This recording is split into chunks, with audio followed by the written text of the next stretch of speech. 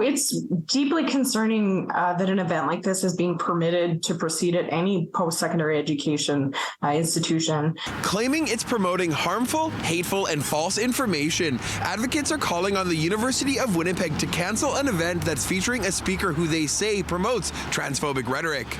Spreading misinformed opinion rather than like tangible medical proven research on gender affirming care is frankly walking a very dangerous line between promoting hatred as opposed to promoting acceptance of fellow human beings. The event, titled The Commodification of the Human Body, the Case of Transgender Identities, with U of W professor Joanne Boucher, is set to focus on the, quote, economic interests involved in transgenderism and the role of government, corporate-funded lobby groups, and the medical industry to illustrate the ways the human body itself is increasingly becoming commodified for profit, end quote. Jen Rands with Pride Winnipeg says the event and the language used on the poster are both problematic. It's entirely inappropriate and dangerous that transgender healthcare is being referred to as a commodity.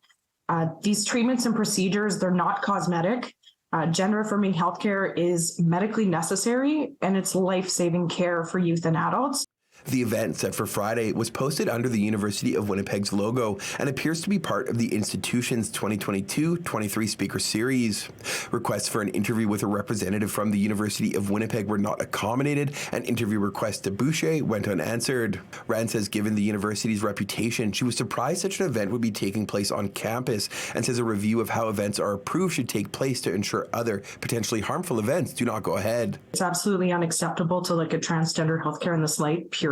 Really important in this kind of contemporary world where there is a lot of transphobia and violence against trans people, to combat that whenever we can. Other academics want the event cancelled and are staging a Trans Love Cupcake Hour and open roundtable event aimed at supporting members of the trans community. What we're really interested in is not so much hosting a counter event, but rather just creating a safe place for connection and community and to celebrate the queer and trans community at the University of Winnipeg and beyond. Alison Brickey, an assistant English professor at the University of Winnipeg, says some staff have brought concerns forward to administration. She believes the event goes against the U of W's values. The University of Winnipeg prides itself on being an inclusive and respectful place. I think many of us, when we saw the advertisements for the talks, had a feeling that it somewhat contradicted those values. In Winnipeg, Modjeski, City News.